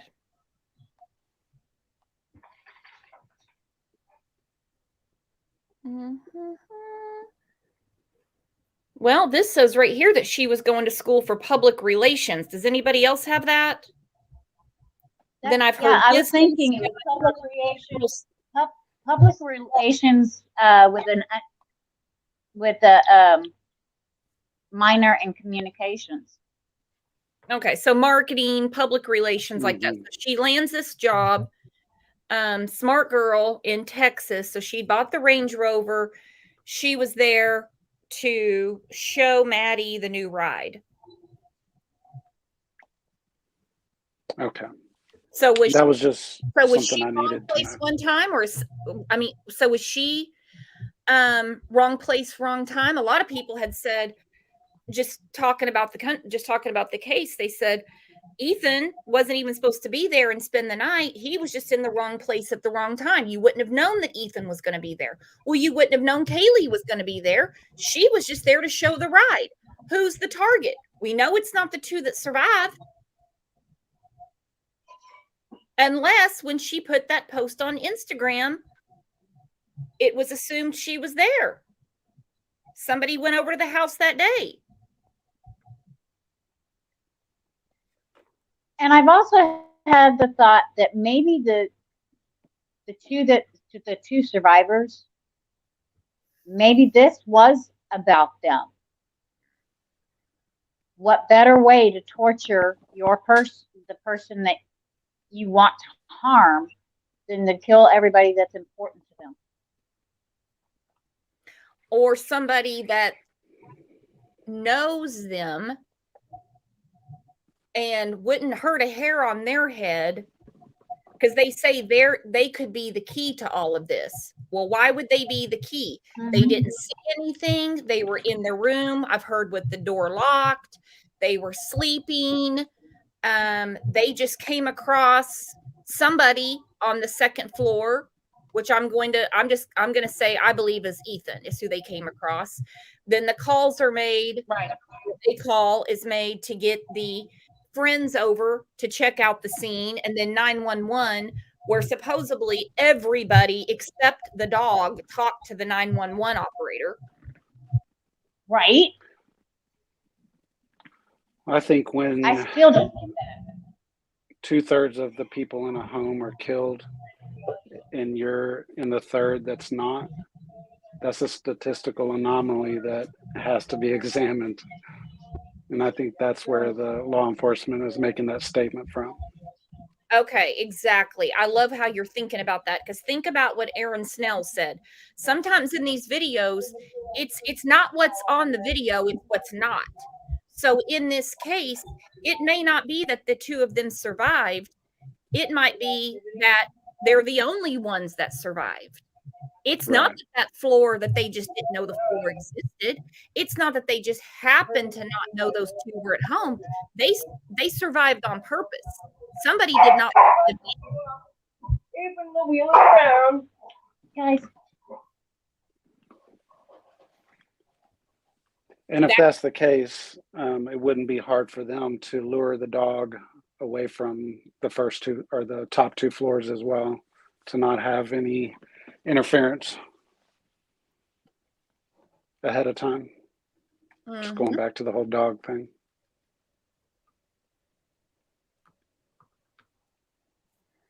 Replay crew said, hi, new to your channel, even listening. Why, if you come across a body, ring your friends up? The only thing I can think of on that makes sense to me is that they knew for sure that Ethan didn't need medical help and they called his brother.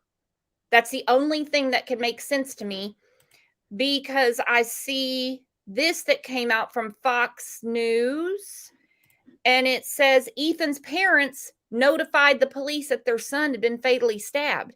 I think the brother phoned home and said, hey, I just got a call from Dylan or Bethany. I ran right over.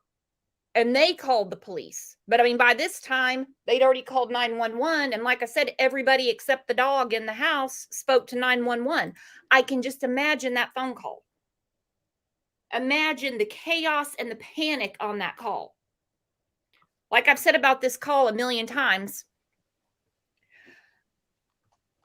a lot got lost in translation. So when they report they called about an unconscious person, we know that that's not how that went.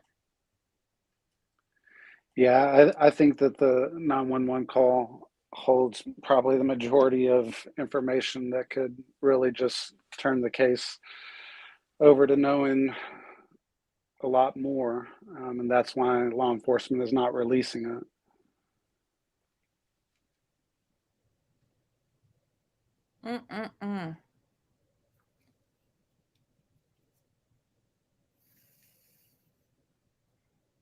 I mean, everyone's really concerned with the fact that they're not releasing the call, and they do in like 99% of all other cases.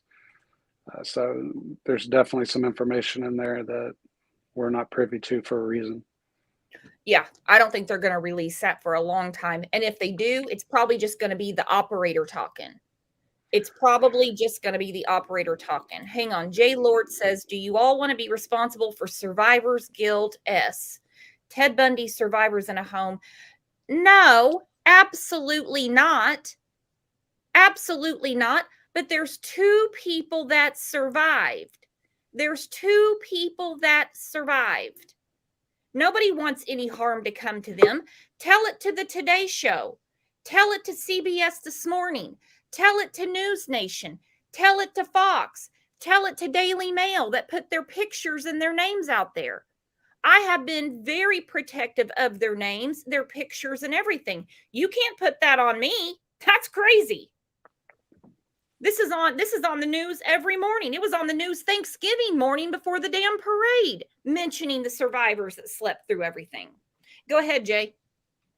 No, I was just going to say that you could equate the 911 call to down the hill. If we ever get any information, that would be about what it would be. Mm-hmm. In relation to Delphi, they're only going to give you 3 words. Yeah, and I have a feeling it's going to be 2 words. Unconscious person. Unconscious. Yeah. Unconscious person. I kept saying, no, there's more to that phone call than, no, they knew there was way more going on than unconscious. They knew there was way more. Or they called the friends over. Oh, here you go, Gina. Names were dropped on that 911 call. No, Jay, no one's insinuating they might have helped. No one's insinuating they might have helped.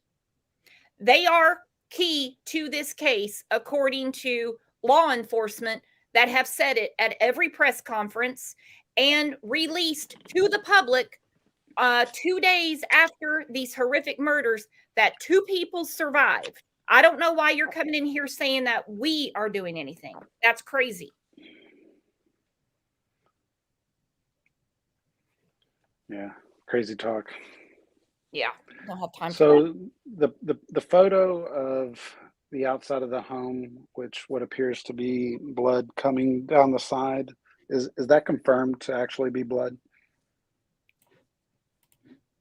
I don't think that I haven't ever heard law enforcement come out and say, yeah, that's blood. I just know that the pictures from this particular picture have circulated everywhere. I mean, this came out really early. Now, if it was just Daily Mail or The Sun, I'd have been like, all right, look, that could be anything. like literally anything. But since more credible news organizations have put this picture up, I'm gonna guess that it is. But that's, for one, ground floor, which would technically be second floor, right? Let me look at the house. If you look at the house layout where it says second floor. Yes. Okay, so there's the house layout, first floor, parking level. That's where the surviving roommates were supposedly at, which would have to be. They go upstairs to the second floor. The house creeps me out anymore. I don't know why. Well, for obvious reasons. Anyway, so if you're looking to the right of your screen and you approach this house, it's going to look like you have a 2-story house. If you're on the left of your screen and you approach this house, you're going to see a 3-story house. So if you see where it says second floor and you see that window, you see where that concrete foundation is, that's where the blood was coming out from what I'm seeing. But if I'm not mistaken as well, that sliding glass door goes to the kitchen, correct? Yeah. So there wouldn't be reason for blood to be coming out the wall at that location. If there's a lot of blood, from what I'm understanding, the officers that came to the scene said it was the most gruesome, horrific scene they had ever seen. Ted Williams with Fox said there was like blood up on the walls. So we're saying that that blood is from the top floor that went all the way through the third floor down into the second floor and outside of the home. That picture, I believe, is from the second floor. Right, but that's right where the sliding glass door is, which is the kitchen. Well, 2 people died on the second floor, 2 people died on the third floor. Not in the rooms?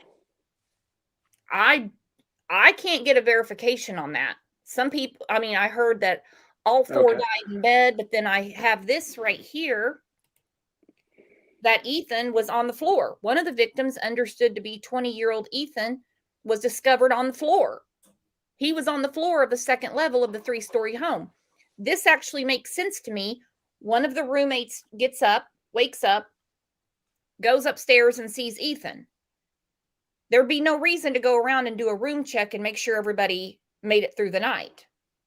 So he was in the floor, according to this article. Well, what I'm getting at is the 911 call. There's no easily explainable reason why the report would be an unconscious person when there's all this blood everywhere, right?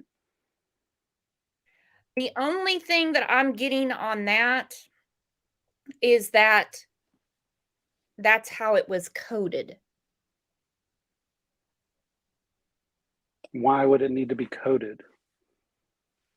Because you have to let the people that are coming, like the first responders, EMS, paramedics, know what they're getting into.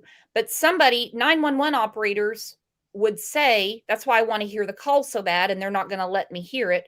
Unresponsive is the general term that they use. Correct. But they would say, do you have a pulse? Let me show you how to check for a pulse. Do you know CPR? Let me walk you through it.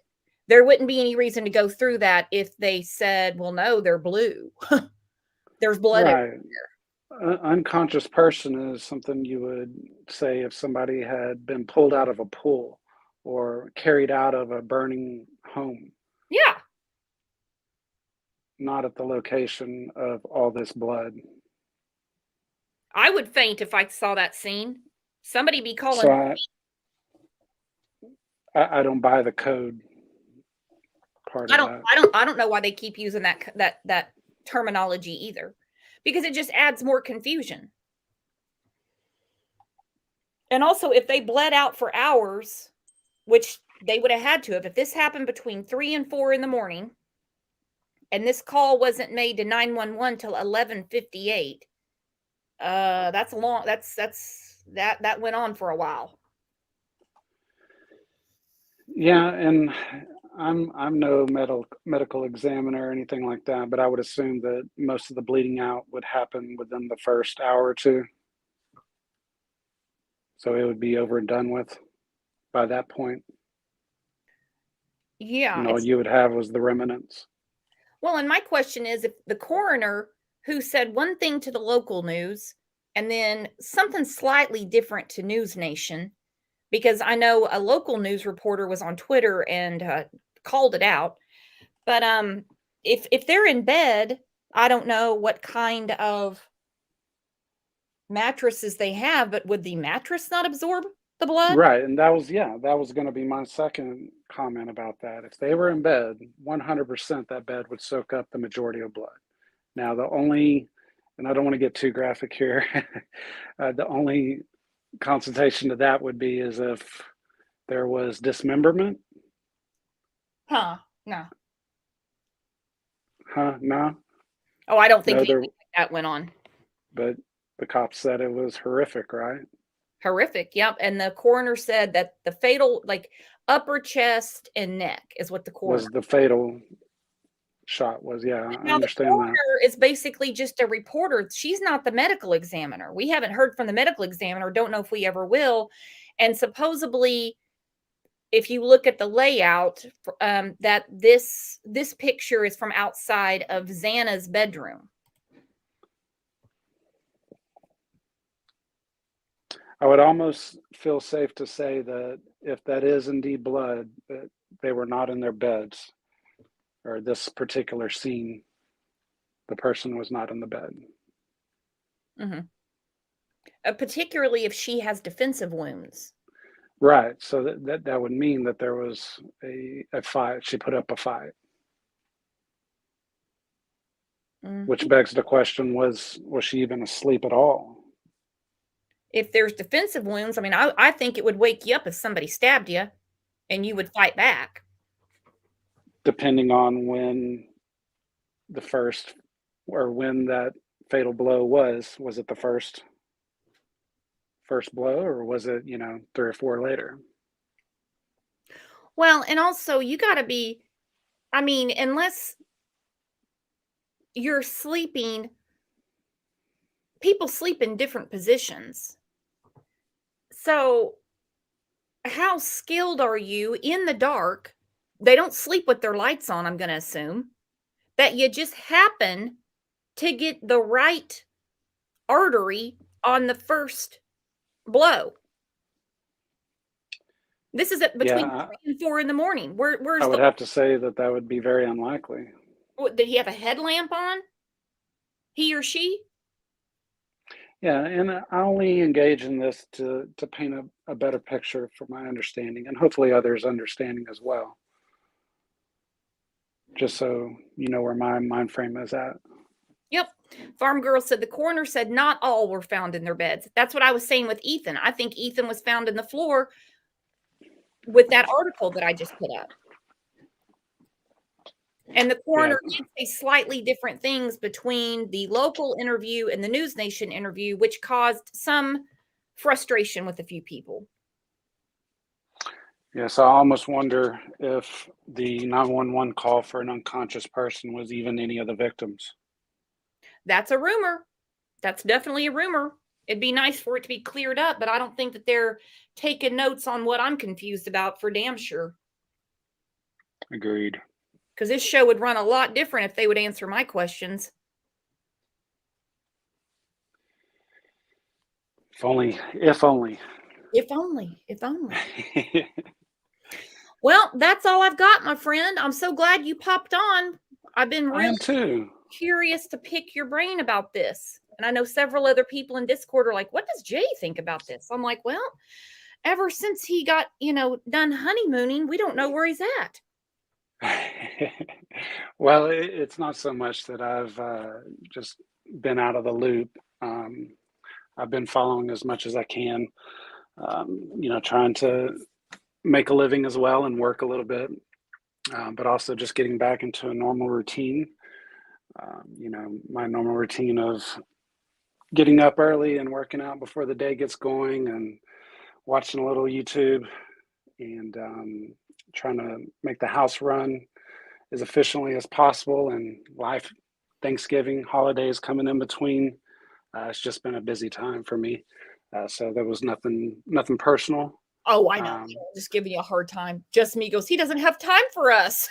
He's talking about got to do responsible things. No, Out, pay the bills. I'm someone who runs 110% on routine. If I'm out of my routine, I can't find my place in life at all, and just I'll be out of the loop for as long as it takes for me to get back into routine. Just a weird thing about myself. Let me tell you, and just having Thanksgiving last week threw me way out of my routine. Like I said, Oh yeah. I did the show Friday morning. I was like, damn, I don't even remember how to run StreamYard. Then this morning I'm like, good Lord, I'm out. It's only been a couple of days.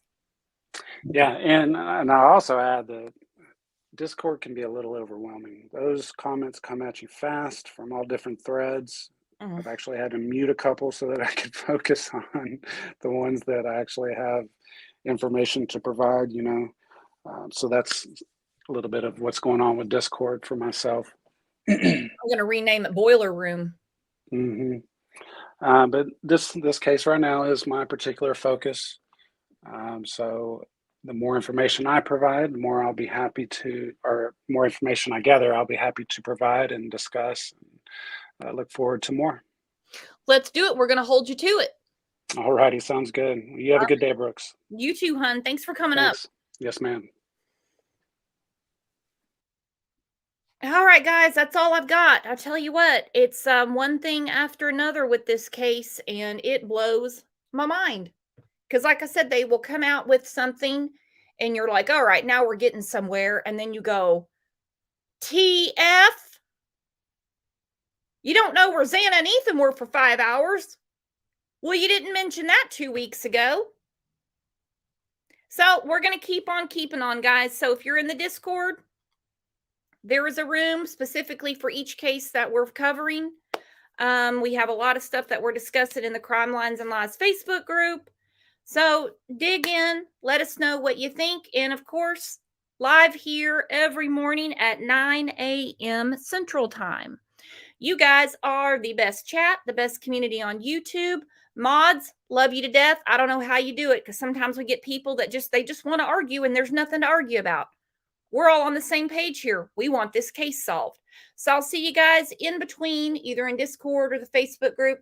If I miss you, though, I'll see you back here at 9 a.m. Tulsa time. See you guys later. Thanks for everything.